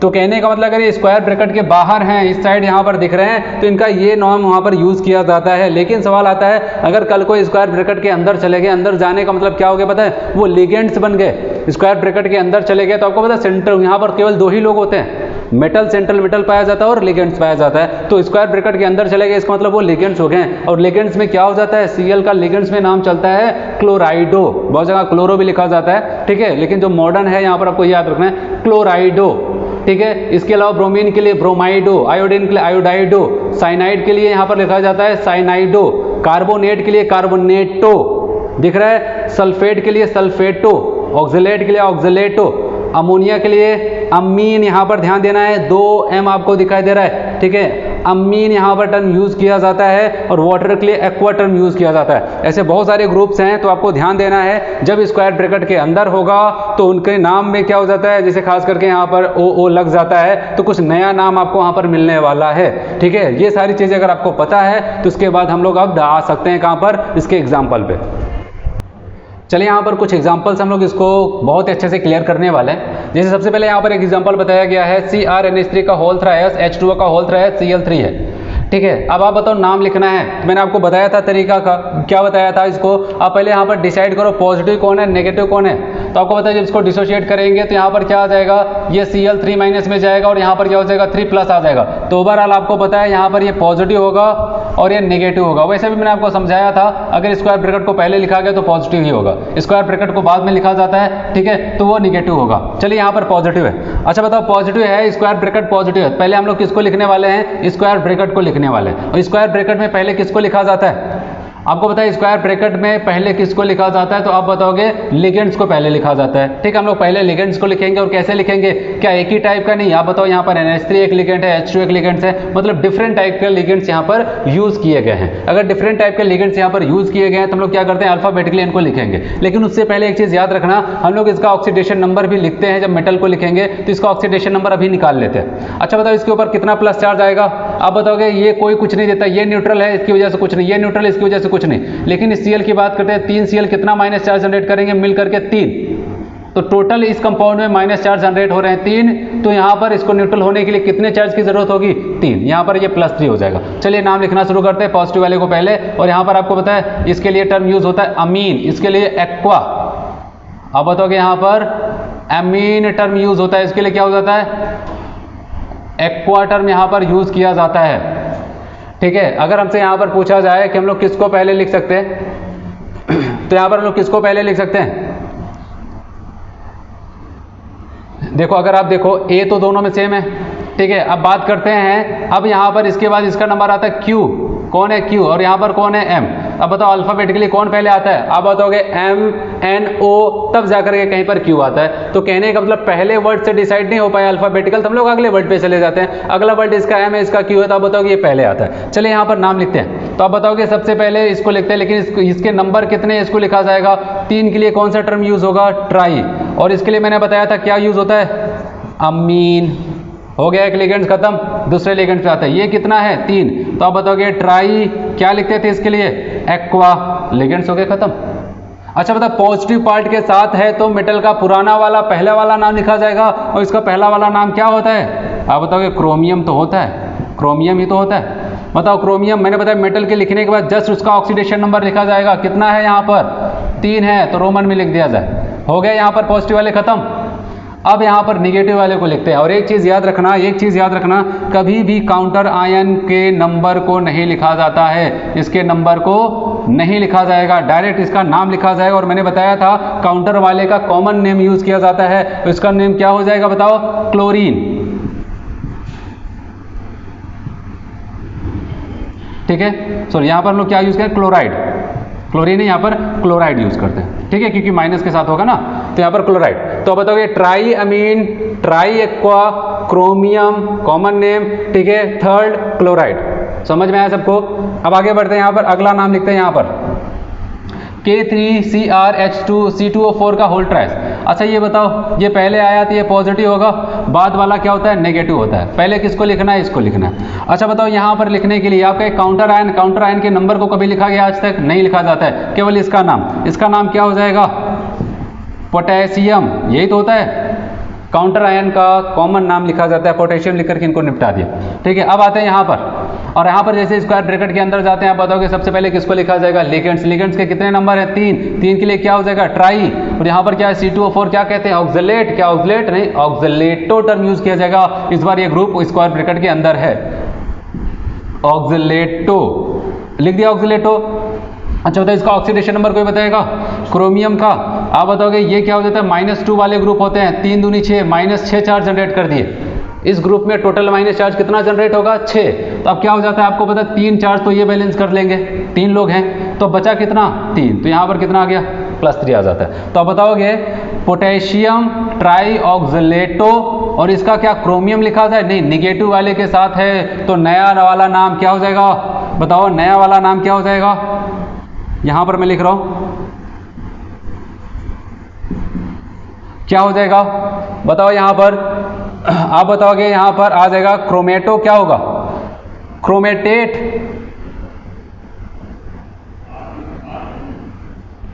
यहां पर हम लोग कौन सा नाम इसका यूज करने वाले हैं? क्रोमियम का। आप बताओगे नया वाला नाम यूज होगा तो क्रोमेट तो होगा नहीं, जैसे कि यहां पर मैंने क्रोमियम लिखा। यहां पर अगर कॉमन नेम होता तो क्रोमियम लिखा जाता है, यहां पर क्रोमेटो।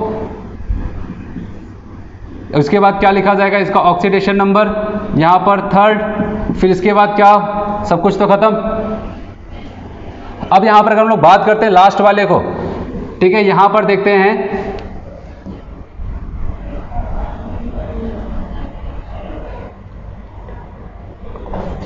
यहां पर हम क्रोमेटो ने क्रोमेट यूज करते हैं, ठीक है, क्रोमेट यूज करते हैं, क्रोमेट नहीं। यहां पर ओ तो यहां पर लगाते हैं लिगेंड्स में, यहां पर क्या यूज करेंगे? ई। तो आप बताओगे क्रोमेट, यहां पर क्रोमियम हुआ, यहां पर क्रोमेट। अगर माइनस के साथ है तो क्रोमेट यूज होगा, और यहां पर क्या होता है? प्लस के साथ है तो क्रोमियम यूज होता है, ठीक है। यहां पर क्रोमेट होगा, ना कि क्रोमेटो। अब बात करते हैं यहां पर इस टाइप वाले को थोड़ा सा फोकस करना है आपको, क्योंकि इस टाइप के पूछे जा सकते हैं। एक नया यहां पर आपको दिख रहा है, इस बार आपको दिख रहा है 2 स्क्वायर ब्रैकेट है, 2 स्क्वायर ब्रैकेट है, तो यहां पर क्या हो जाएगा? आप बताओगे, यहां पर अब सवाल ये उठता है किसको पहले लिखे जाए? 2 स्क्वायर ब्रैकेट है तो किसको पहले लिखा जाए? तो ध्यान देना यहां पर सबसे पहले कि आपको ये देखना है यहां पर Ag का ऑक्सीडेशन नंबर कैसे आएगा, देखना यहां पर बहुत ही अच्छे से इसको समझो। अगर 2 स्क्वायर ब्रैकेट वाले कंपाउंड है तो यहां पर क्या लिखा जाए? तो सबसे पहले जिसका लिखना है यहां पर क्या करना है? मेटल के लिए हम लोग X मान लेते हैं, इसके ऑक्सीडेशन नंबर को निकालते हैं। अभी यहां पर क्लियर नहीं किसको पहले लिखा जाए, क्योंकि यहां पर एक है, यहां पर एक है, किसको पहले लिखा जाए ये क्लियर नहीं है, क्योंकि मैंने बताया पॉजिटिव वाले को पहले लिखा जाता है। अब इसमें से कौन सा स्क्वायर ब्रैकेट पॉजिटिव है, कौन सा नेगेटिव है, कैसे देखा जाए? तो आपको क्या करना है? इनका ऑक्सीडेशन नंबर निकालना है एक साथ। इसके लिए Ag के लिए मैंने X मान लिया, और अमोनिया यहां पर 2 है, इसका ऑक्सीडेशन नंबर कितना होता है? 0, प्लस फिर से यहां पर एक Ag, इसका X माना, प्लस यहां पर Cn कितना है? 2, कितना होता है? -1 रखता है, तो टोटल कोई भी चार्ज नहीं था तो 0 लिख दिया। अब बताओ यहाँ पर ये माइनस, ये तो 0 हो गया, x क्या हो जाएगा 2x, ठीक है। और आपको पता है यहाँ पर -2 उधर जाएगा तो क्या हो जाएगा +2, और x की वैल्यू क्या आ जाएगी 1। तो कहने का मतलब Ag का ऑक्सीडेशन नंबर कितना है +1 है। तो कहने का मतलब यहाँ पर भी प्लस आएगा और यहाँ पर भी प्लस आएगा।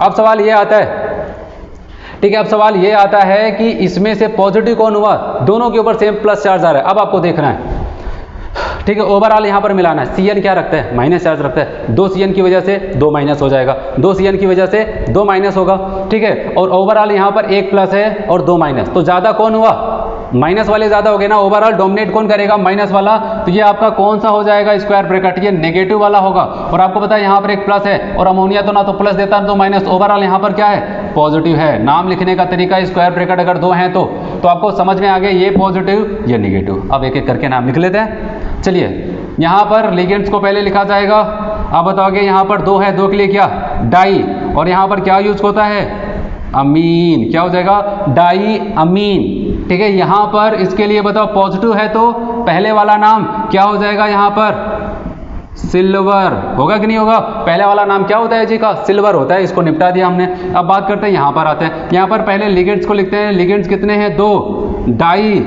और यहाँ पर इसके लिए क्या यूज करते हैं cyano, die cyano.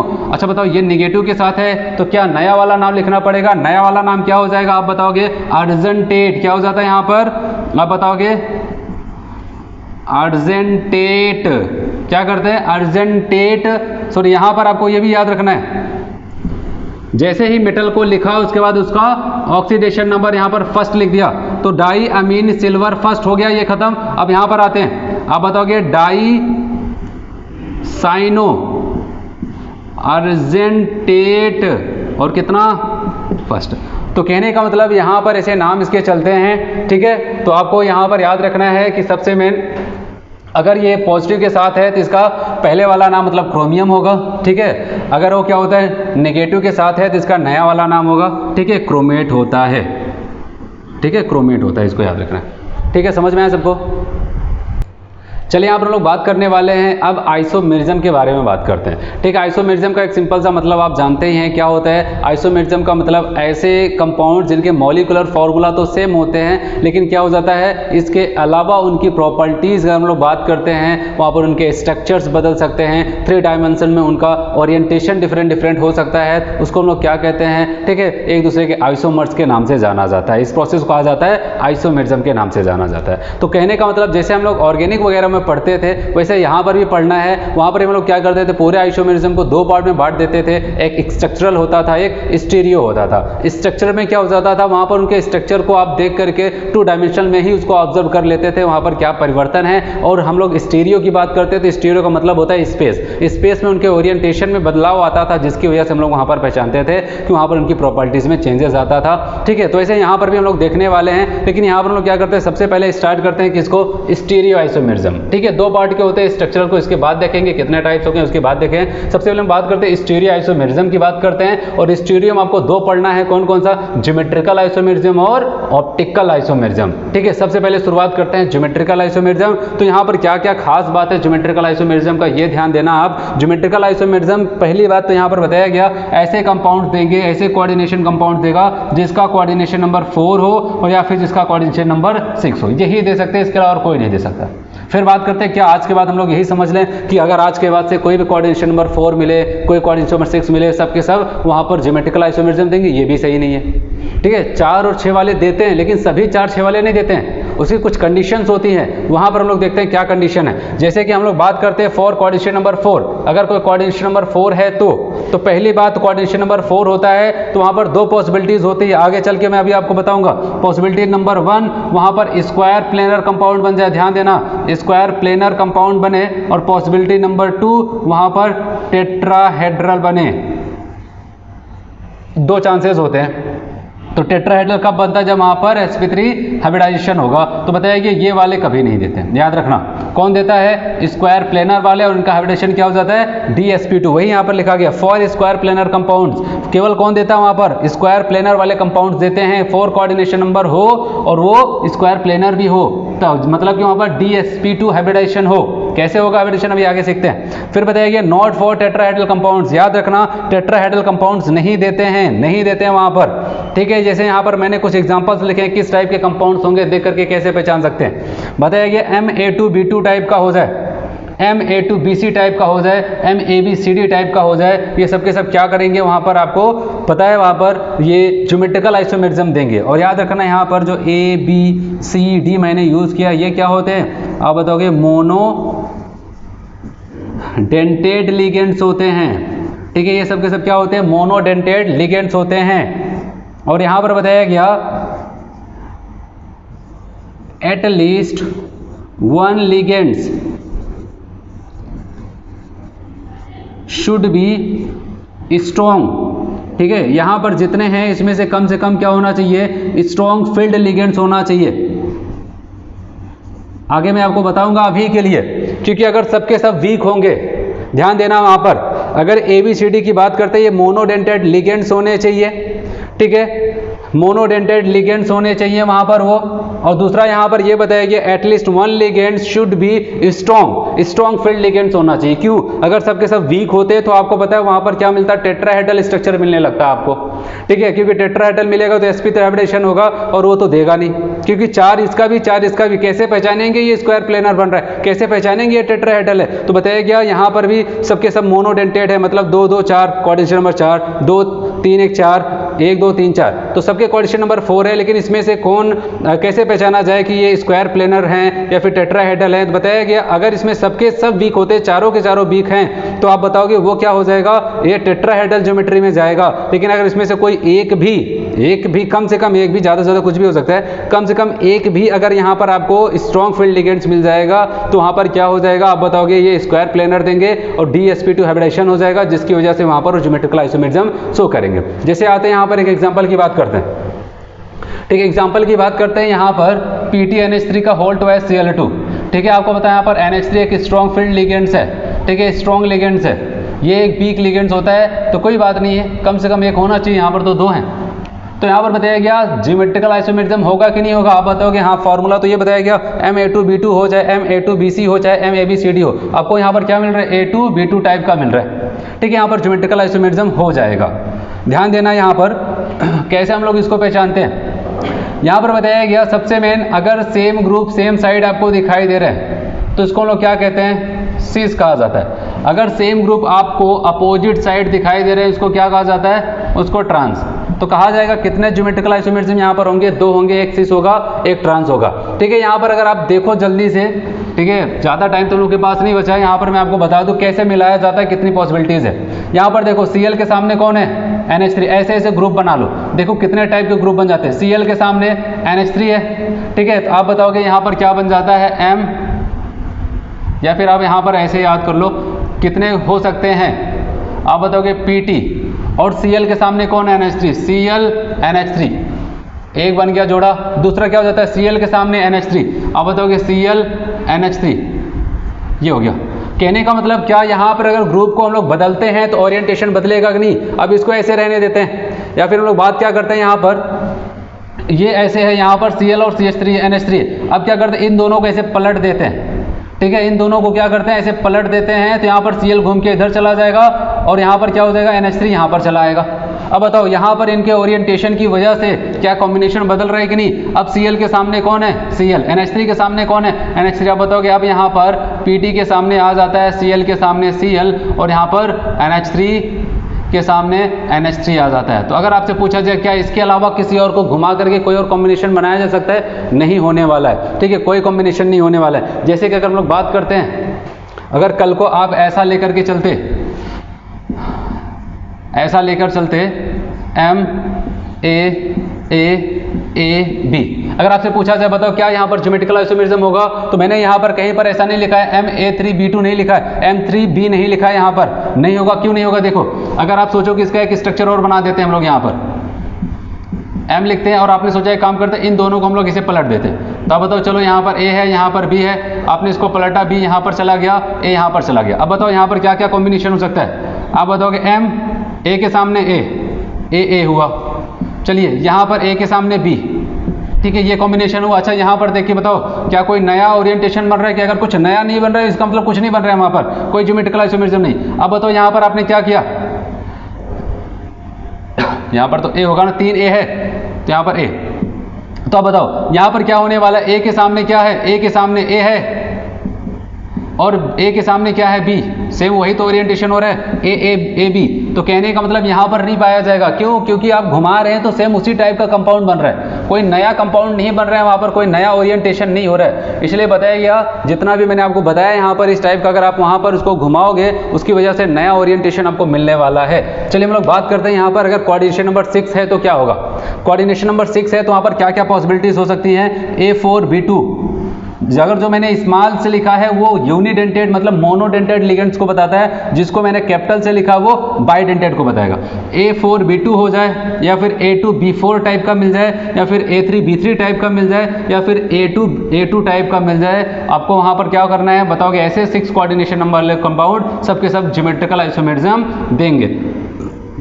Capital A आपका यहाँ पर बाइडेंटेड है, और स्मॉल ए की जो मैंने बताया यहाँ पर स्मॉल वाले क्या होते हैं, जो यूनिडेंटेड है। जैसे यहाँ पर बात करते हैं CONH3 का होल फॉर Cl2, ये किस टाइप का है, A4B2 टाइप का है, ठीक है, प्लस साइन के साथ है। फिर यहाँ पर बात करते हैं क्या होने वाला है। हमने क्या किया, कोबाल्ट के चारों तरफ इन 6 लोगों को जोड़ दिया क्योंकि हेक्साडेंटेड है, और फार्मूला A4B2 टाइप का है, इस टाइप का है, ठीक है। और यहाँ पर आते हैं हम लोग, देखते हैं यहाँ पर क्या हो जाता है। आपको दिखाई दे रहा है ये दोनों Cl वाले ग्रुप जो 2 हैं वो बगल बगल पोजीशन पे हैं, इसको हम लोग क्या कह देते हैं, सिस आइसोमर के नाम से जानते हैं। फिर अगले में अगर हम लोग बात करते हैं यहाँ पर, Cl के सामने कौन है, यहाँ पर Cl आ जाता है, Cl के सामने कौन आ जाता है, Cl आ जाता है। और आपको पता है सेम ग्रुप अपोजिट है तो इसको क्या कह दिया जाता है, ट्रांस कह दिया जाता है। क्या कह दिया जाता है यहाँ पर, ट्रांस कह दिया जाता है। आप चाहो यहाँ पर भी आप बना सकते हो। आपको एक बार दिख रहा है Cl के सामने NH3, NH3 के सामने NH3, Cl के सामने NH3 आ जाता है। फिर यहाँ पर क्या हो जाता है, आपको क्या दिख रहा है, Cl के सामने Cl,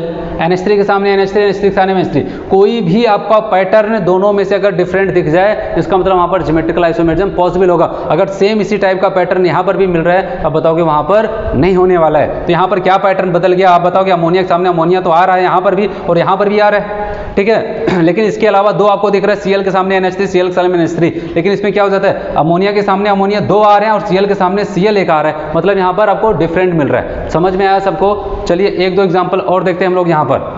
जैसे कि यहाँ पर हम लोग बात करते हैं अगले एग्जाम्पल की। यहाँ पर हम लोग इसकी बात करते हैं, ये एग्जाम्पल जो यहाँ पर लिया गया COCl2 इनका होल ट्वाइस है, ठीक है, ऐसे लेते हैं। बताइए यहाँ पर कैसे बनने वाला है, तो CO को ऐसे लिख दिया, ठीक है, CO को ऐसे लिख दिया, यहाँ पर Cl को लिखा, यहाँ पर Cl को लिखा, और बताइए यहाँ पर क्या करते हैं, इन को हम ऐसे दिखा रहे, क्यों, क्योंकि इन हमारा बाइडेंटेड है, मतलब ये अकेला 2 बॉन्ड से जुड़ता है, इसलिए इसको ऐसे दिखाया जाता है, ठीक है। यहाँ पर किसी एक इन को लिख दिया, ठीक है, ऐसे हो जाता है। और यहाँ पर आपको दिख रहा है सेम ग्रुप बगल बगल है, तो आप बताओगे इसको हम लोग सिस नाम देते हैं, ठीक है। ये किस टाइप का फॉर्मूला है, आप बताओगे A2 टाइप का है। यहाँ पर क्या हो जाएगा, आप बताओगे यहाँ पर ये क्या है, कैपिटल ए की तरह काम कर रहा है, बाइडेंटेड कितने नंबर में है, 2, यहाँ पर यूनिडेंटेड कितने हैं, 2, ठीक है। एक दूसरा क्या हो जाएगा, आप बताओगे Cl को ऐसे,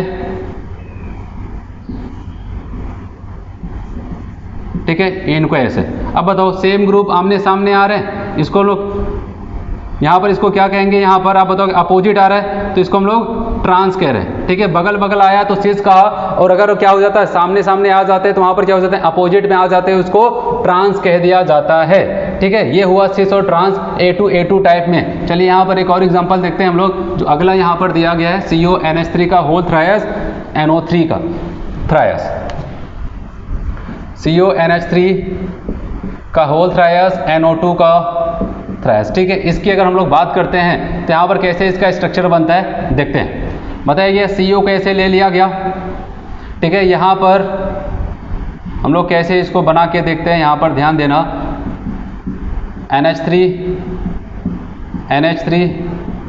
NH3, NO2, NO2, NO2। एक स्ट्रक्चर ऐसा बनाया और दूसरा हम लोग कैसे बनाने वाले हैं यहाँ पर,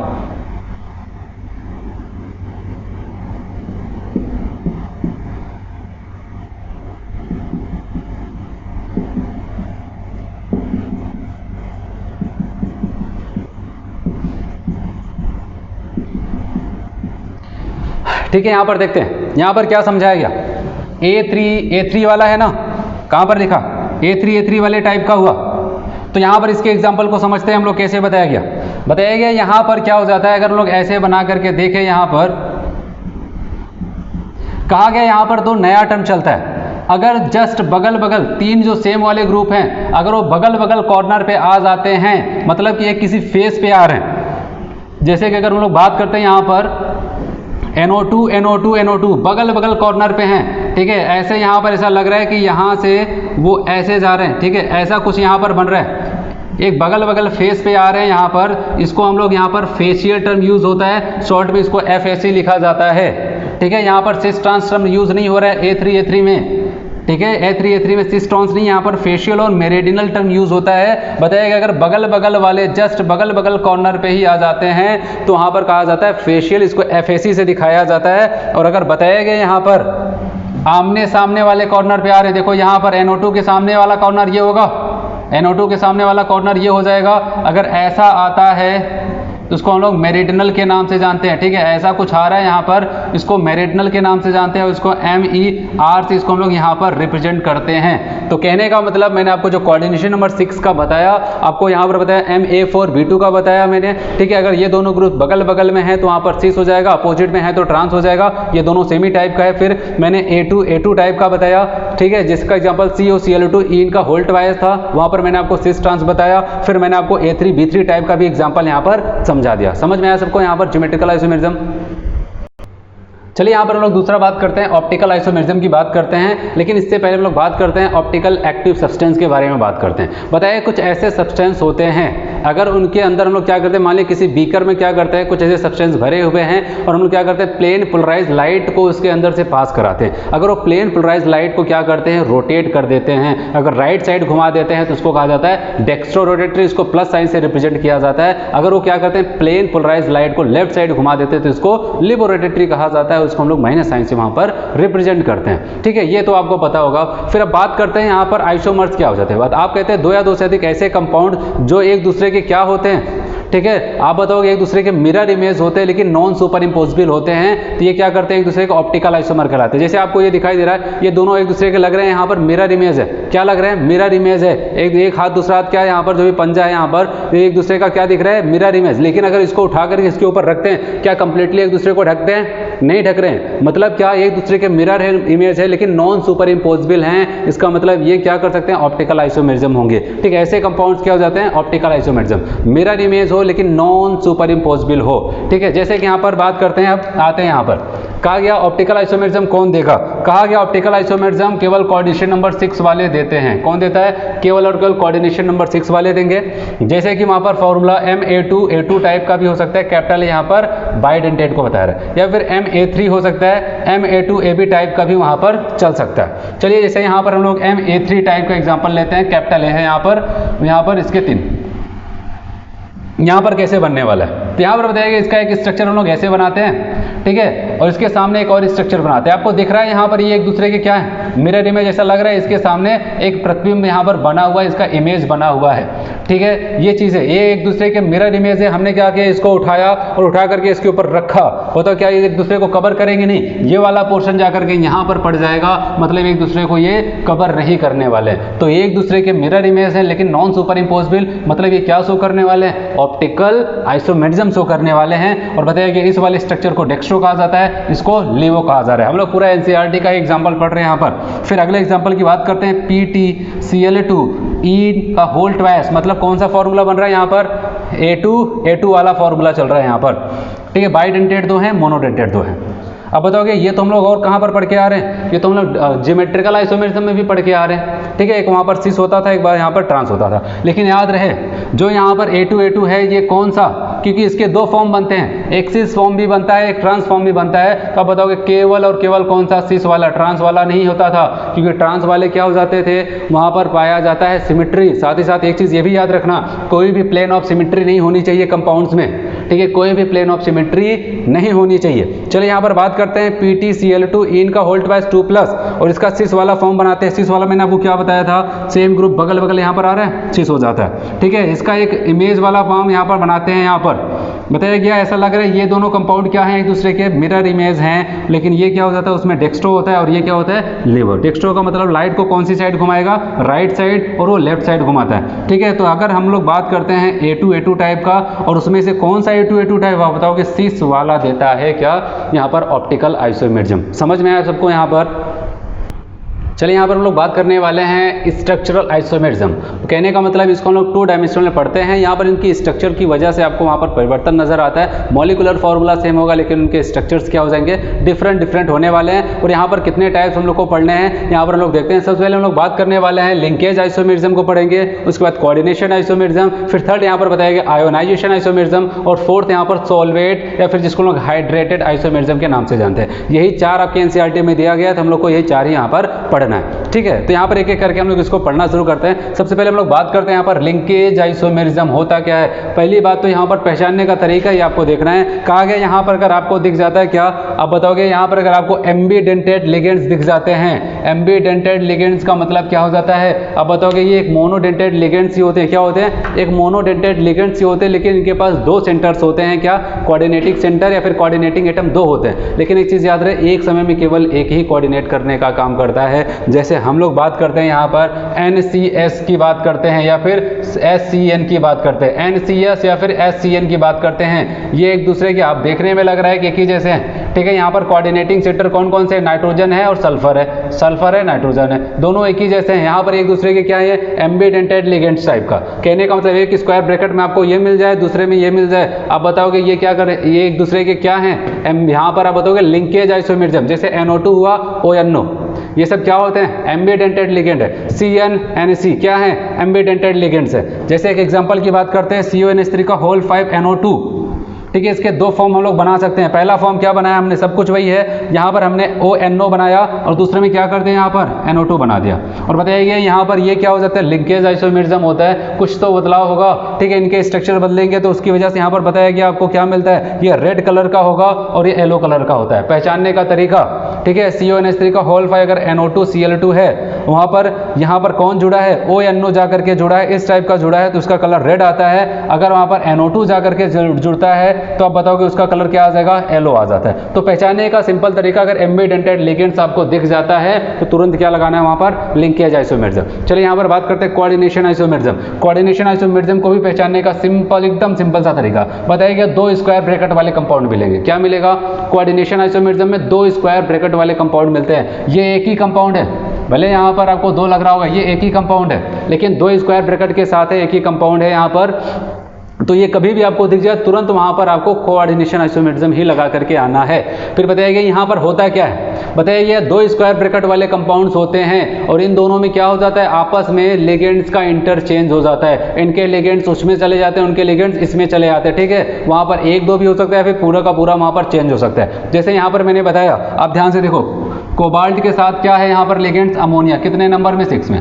क्रोमियम के साथ क्या है यहाँ पर, साइनाइड, अब बताए कितने नंबर में, 6 में। अगले स्ट्रक्चर में क्या हो रहा है, सब कुछ मॉलिक्यूलर फॉर्मूला सेम है, लेकिन अब यहाँ पर आपको दिखाई दे रहा है, ठीक है। क्रोमियम की बात करते हैं यहाँ पर,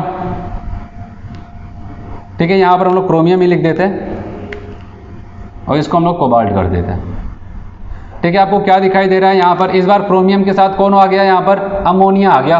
क्रोमियम के साथ यहाँ पर क्या था, CN था, लेकिन अगले स्ट्रक्चर में क्या होता है, क्रोमियम के साथ अमोनिया आ जाता है और यहाँ पर कोबाल्ट के साथ कौन आ जाता है, अब बताओगे सियन आ जाता है। तो यहाँ पर क्या हो गया आपको दिखाई दे रहा है, अब बताओगे यहाँ पर आपको दिख रहा है लिगेंड का इंटरचेंज हो रहा है दो स्क्वायर ब्रैकेट वाले कंपाउंड के अंदर। तो ये सब के सब क्या हो जाएंगे, कोऑर्डिनेट आइसोमेरिज्म हो जाता है। आयोनाइजेशन आइसोमेरिज्म, नाम में लग रहा है कि आयन की बात कर रहा है। बताया कि अगर दो ऐसे कंपाउंड्स या फिर दो या दो से अधिक ऐसे कंपाउंड जिनके मॉलिक्यूलर फॉर्मूला तो सेम है, लेकिन जब इसको आयनिक फॉर्म में लेके जाते हैं उनके आयन डिफरेंट टाइप के मिलते हैं, ठीक है, तो वहाँ पर लोग क्या कहते हो, आयोनाइजेशन आइसोमेरिज्म हो जाते हैं। जैसे कि यहाँ पर लोग बात करते हैं CONH3 का होल 5SO4 Br है, ठीक है। अगले स्ट्रक्चर में क्या किया गया, Br को अंदर डाला गया और SO4 को बाहर कर दिया गया। तो यहाँ पर क्या हो जाता है, अब बताओ कि Br अंदर आ जाता है, SO4 बाहर चला जाता है, जिसकी वजह से आप बताओ कि इसको जब हम लोग आयनिक फॉर्म में लेके जाएंगे, आप खुद समझो यहाँ पर जब इसको आयनिक फॉर्म में लेके जाएंगे आपको क्या मिलने वाला है, Br माइनस आयन मिलेगा और यहाँ पर CONH3 का होल 5SO4 प्लस मिलेगा। और जब इसको हम लोग करेंगे तो यहाँ पर क्या मिलने वाला है, SO4 2 माइनस, यहाँ पर ये प्लस आ जाएगा। तो कहने का मतलब यहाँ पर अगर आपका काउंटर आयन डिफरेंट हो रहा है, डिफरेंट टाइप्स के हो रहे हैं वहां पर, किसकी वजह से, अब बताओगे काउंटर आयन और लिगेंड्स के इंटरचेंज की वजह से।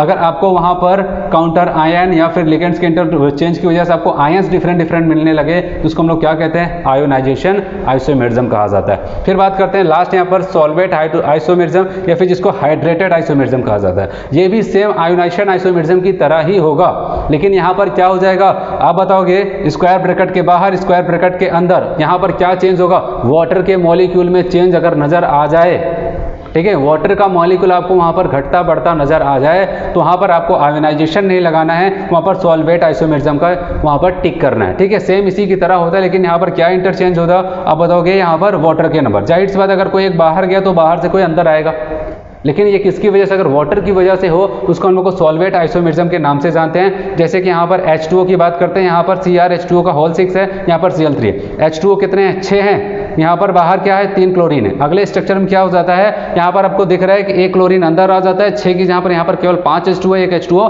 बाहर चला जाता है। तो वाटर के चेंज की वजह से यहाँ पर अगर आपको कोई भी स्ट्रक्चर में परिवर्तन आता है उसको हम लोग सॉल्वेट आइसोमेरिज्म के नाम से जानते हैं। समझ में आया सबको यहाँ पर, ठीक है। तो आज के लेक्चर में हम लोग क्या करते हैं, कोऑर्डिनेशन का ये पहला लेक्चर यहाँ पर हम लोग बना लेते हैं, ठीक है। अगले लेक्चर हम लोग क्या करते हैं, वैलेंस बॉन्ड थ्योरी और क्रिस्टल फील्ड थ्योरी और क्या होता है, वार्नर्स थ्योरी। जो बचे हुए टॉपिक्स है उसको हम लोग क्या करते हैं अगले लेक्चर में करेंगे, ठीक है, क्योंकि नहीं वीडियो बहुत ही बड़ा बन जाएगा, इसलिए आप लोग इतने ही करते हैं, ठीक है। धन्यवाद।